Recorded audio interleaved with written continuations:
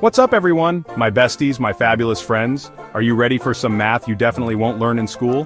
Forget algebra, trigonometry, and calculus for a bit, because today we're diving into the most complicated subject of all, the mathematics of relationships. This is the kind of math where no matter how much you try to solve it, the answer is still wrong, and in the end, you're the one who loses. Here, the equal sign always comes with, it's complicated, and x isn't a variable, but your worthless x. In our special class today, we're going to break down different kinds of love geometry, from simple one-to-one monogamy to overflowing polygamy that looks like a party with too many people. We'll talk about every angle, every side, and every point of love. Why are there love triangles? How does it become a love square? And why do some relationships involve what seems like the whole neighborhood? We'll find out the answers to these questions and why in every equation someone always ends up being foolish. So get your heart calculators ready, your tissues for those cry-laugh moments, and your list of exes who made you realize quantum physics is easier than love. Come on, let's count how many times you've been foolish in love. And whoever gets a perfect score, your prize is a big, oh my goodness, bestie, move on already. Let's start this craziness. Let's start with the most basic, the one-to-one. This is monogamy, right? Sounds so nice. You and me, us until the end. Like a fairy tale, like a K-drama, like a Ben and Ben music video. Just the two of you in the world walking on the beach at sunset, eating street food at the corner, arguing about who will wash the dishes. You thought it was perfect, right? You thought you were equals. But it turns out your one had a plus one who was someone else. Oh wait, my mistake. The ending is actually 1 minus 1 equals 0. Zero significant other. And that's where the foolishness comes in. Because after the grand finale of your breakup, what's left? You're single and you're foolish. Single because you don't have a significant other anymore. Foolish because you hoped. Foolish because you believed in their "I love you forever" that apparently had an expiration date. Foolish because you believed you're all I need. But it turns out that wasn't enough for their budget. So your one-to-one became one to none. And you're the one left alone, counting the tears that fell while they're already counting new prospects. So sad. Oh, here we go. After months of crying, eating ice cream straight from the tub and stalking your ex, finally, you've moved on. Congrats, bestie, you're amazing. You thought your suffering was over. You thought you were back to zero and ready to jump back into the war of love. You've downloaded dating apps again, got a hair rebond, and bought new outfits. You told yourself, this is my year. You're ready to be single and ready to mingle. But wait, there's a plot twist you didn't expect. You suddenly hear some news. Your ex, the reason for your 6-month emotional damage, already has someone new. And not just one, but two. Wow, that jerk leveled up. He's not one-to-one anymore, but 1-to-2. Your ex is now in a bigamy drama. You just moved on, but he already has 2 significant others. It's so unfair, right? You're struggling to find a replacement, while he's acting like it's a buy one, get one free deal. That's when you realize that while you were learning subtraction, he was already learning multiplication. Unbelievable. So, what happened to your ex who got a buy one, get one deal? Of course, because of his extreme greediness, issues exploded. World War III broke out between his 2 significant others. They pulled hair, fought on social media, and all their dirty laundry came out. And of course, because of the mess, one of them gave up. One of them said, "I can't do this anymore, you're too messy," and walked out. So what's left? Your ex and the other significant other who's tougher than cement. What we call the loyal third party. You thought your ex would go back to being single, right? You thought karma was a real pain. But no, bestie, because one stayed, at least 2 remained. So, technically, it's still bigamy.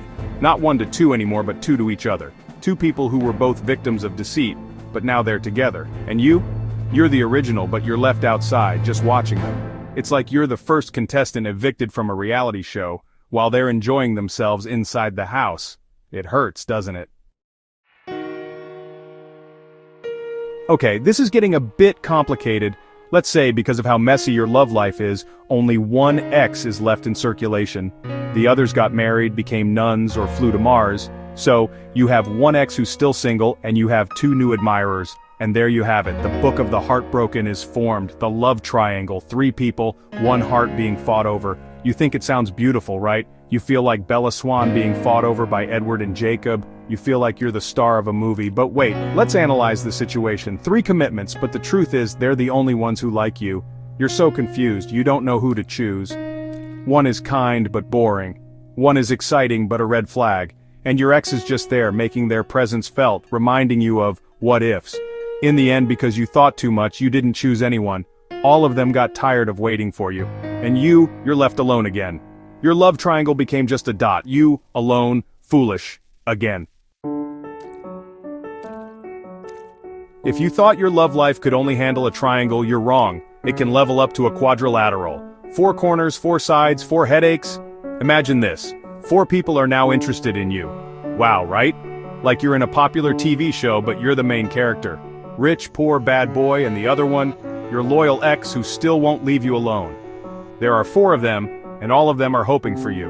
It sounds good, but the truth is, it's a mess. You're like in the middle of an intersection with 4 roads and you don't know which way to turn. Each of them has an offer. 1, stability, 1, adventure, 1, passion, and your ex, nostalgia. But because of too many options, you're paralyzed, you can't choose. And because of that, your love life is now a square. 4 corners but no connection. 4 sides but none meet. You're stuck in the middle while they just go around and around you. The ending? A traffic jam in your heart, and you stranded. You thought at 4 it was over? Not yet, bestie. It can still multiply. Welcome to the Pentagon of significant others. 5. 5 people loyal to you. This isn't just a popular group anymore, it's a whole team. Like Power Rangers, all that's missing is your morphing time. All 5 of them are ready to fight for you, ready to give everything for you. And in the midst of all that, your ex is still there, like a ghost, always watching. So technically, there are 6 of you in the picture. The question is, how do you manage 5 loyal people? How do you divide your time?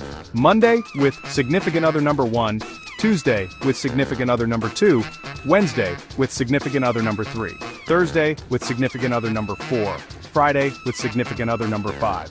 What about Saturday and Sunday? Your rest day or for your ex?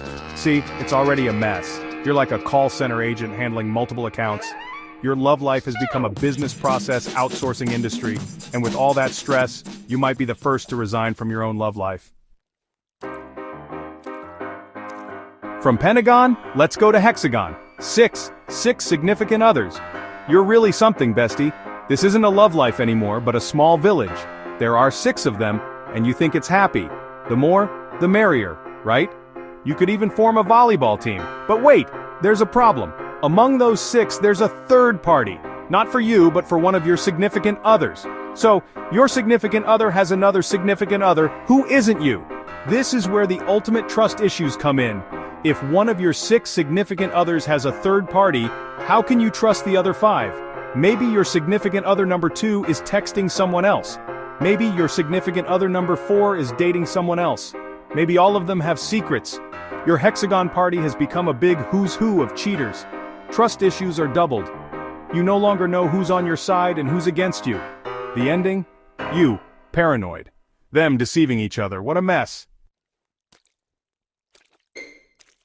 Let's add one more. Now there are 7 of you. A heptagon. 1 week, 1 significant other per day. Perfect, right? To make it even more fun, you decided to organize a big party. And to be fair, all of them are invited. Significant.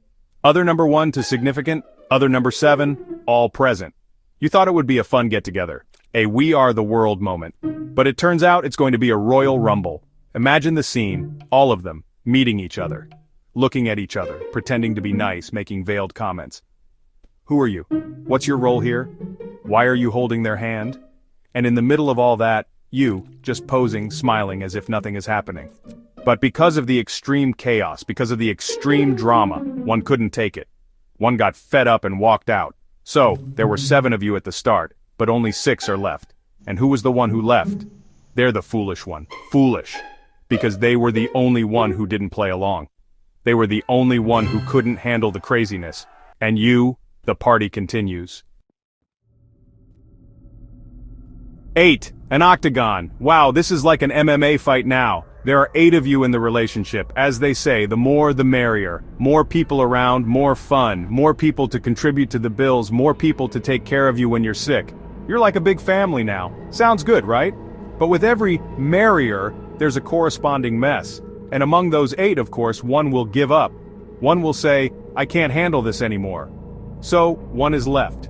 One backed out. But that's not the problem. The problem is, the one who left didn't just leave quietly.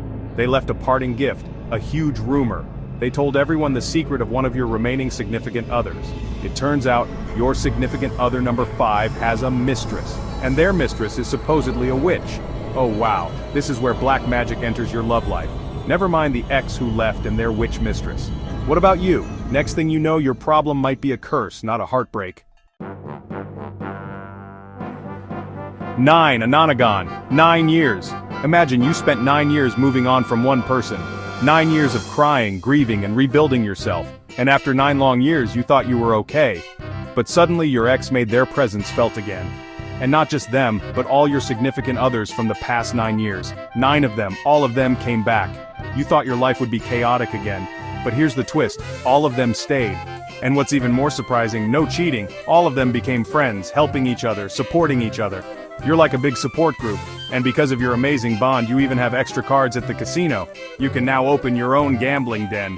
Your nonagon of love became a nonagon of friendship, and you, the queen of it all, no stress, no drama, just laughter and stories. Who would have thought, right? 10 years! A decagon! 10 corners, 10 commitments, but that's not all. Let's level up the math. 10 years, and each year you have 10 significant others. So 10 times 10, that's 100 significant others in a decade. Wow, bestie, you're like a Pokemon trainer. Gotta catch 'em all is your motto. But wait, there's more. Let's make it even crazier. What if every day for 10 years, you have a new significant other? So, 365 days in a year, times 10 years. That's 3,650 significant others. Your commitment is incredible, bestie. You're not a person anymore. You're a national ID system. You have the longest list of "it's complicated" in the whole world. How do you remember all their names? Do you have a spreadsheet, a database? The question is, out of those 3,650, did any of them last? Or were all of them just a significant other of the day? You're the ultimate collector's item of hearts. 11 now, an undecagon. At this point you're used to it. You're used to having many significant others. You're no longer surprised, you're no longer stressed. It's just part of your daily routine. You're like someone taking care of a dozen dogs. You need to feed them, bathe them, and give attention to each one. But at least among those 11, they're all your friends. No jealousy, no fights. You're still safe. Because the agreement is, friends with benefits of companionship. But of course there can't be no drama. What if your ex, who's still part of the count, and one of your significant others, let's say the original third party, ended up together? They became a one-to-one. What will you do? Will you get angry? Will you throw a fit? No, bestie. At your level, the answer is, just move on, you're still happy, let them be, you still have 10 left, less headache, less budget, it's a win-win situation. And finally, we've reached the end of our geometric journey, the dodecagon, 12, a dozen, a whole circle of love. Here all the rules are gone. Monogamy, bigamy, all of that, part of the past. The topic here is polygamy, a big, happy, and complicated family. Everyone is equal, everyone has rights, sounds beautiful, right? Like a modern fairy tale. But, and this is the biggest but of all, in the end the woman still decides if she's open to polygamy. Because, let's admit it, trust is like a mirror. Once it's broken, it's hard to put back together. No matter how much glue you use, there will still be cracks. So, from the very beginning, everything should be clear. What are the rules? What are the boundaries? What are the limitations? If not, your dodecagon of love will become a dodecagon of disaster. And in the end, all of you lose. So before entering such a setup, talk first. Communication is key. Besties. Oh goodness, besties, we counted so much, didn't we? From being foolishly single to a dozen headaches. We've proven that love is like math. Sometimes addition is simple, sometimes subtraction hurts. And often multiplication and division are confusing, especially when you're dividing your heart among different people. But the most important lesson here isn't the number of significant others, but the number of times you've learned. Every mistake, every foolish act is a lesson learned. Love life isn't a contest. It's not about having the most exes or current significant others. What's important is that you're happy. If you're happy with one-to-one, go for it. If you're happy with a more complicated setup and you can handle it, then go for it. What matters is respect, trust, and open communication. Don't be afraid to solve problems, but don't be a martyr either. Remember, you deserve to be happy, whether you're single, taken, or it's complicated. So, besties, in the math of love, don't just add problems and subtract self-worth. Multiply your happiness and divide it among the people who deserve it. And if there's an ex you want to cancel, go ahead. It's your equation. Solve it your way. And that's our lesson for today. Don't forget to like, share, and subscribe for more foolish and relationship stories. Unstoppable.